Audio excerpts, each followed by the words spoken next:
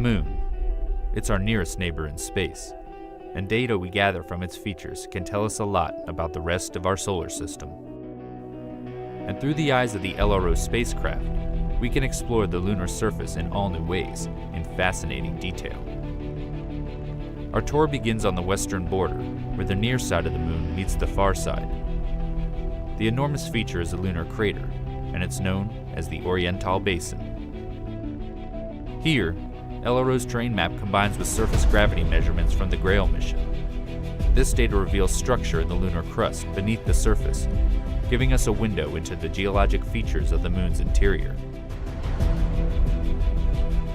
Our next location receives little direct sunlight and has some of the coldest recorded temperatures in the solar system, the South Pole.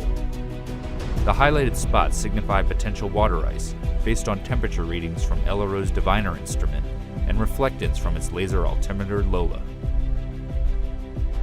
LOLA also allows us to peer into the darkness of Shackleton Crater by bringing us this digital elevation model. It's 21 kilometers wide and 4 kilometers deep, but it pales in comparison to the largest known impact crater in the Earth-Moon system, the South Pole Aitken Basin. Sitting on the far side, it's 2,500 kilometers across and 13 kilometers deep. We don't yet know exactly how old the basin is, but it was first seen in the 1960s by spacecraft flying around the far side. As much as we use LRO data to investigate areas we can't see from Earth, we also probe familiar territory on the lunar near side to bring back images with an all-new level of detail. This is Tycho Crater. It's around 100 million years old.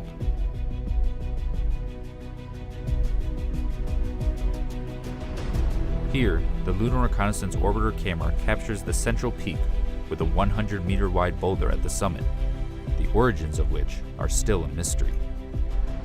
Continuing across the Moon's near side, we will arrive in an area ripe for future exploration due to the diversity of impact and volcanic materials. It features a prominent crater so bright it's not only visible through telescopes, but also to the naked eye. Welcome to the Aristarchus Plateau. Here, infrared shows the mineral pyroxene in orange and a splash of plagioclase in blue from Aristarchus crater. This region can tell us a lot about the rich volcanic history of the Moon. As much as we study the Moon looking for sites to visit, we also look back at places we've already been. This is because the new data that LRO is gathering helps us reinterpret the geology of familiar places, giving scientists a better understanding of the sequence of events in early lunar history. Here, we descend to the Apollo 17 landing site in the Taurus-Littrow Valley, which is deeper than the Grand Canyon. The path the astronauts took over the course of 3 days is shown. The Lunar Reconnaissance Orbiter camera is even able to capture a view of the bottom half of the Apollo 17 lunar lander, which still sits on the surface, as well as the rover vehicle. These images help preserve our accomplishment of human exploration on the Moon's surface. Moving onward, we make our way to our final destination. This location contains regions that exist in permanent shadow, as well as ones that bask in nearly perpetual light. It's the North Pole. Detailed terrain measurements by LOLA allow scientists to model sunlight and shadow at the poles over decades and centuries. Sunlit peaks and crater rims here may be ideal locations for generating solar power for future expeditions to the Moon.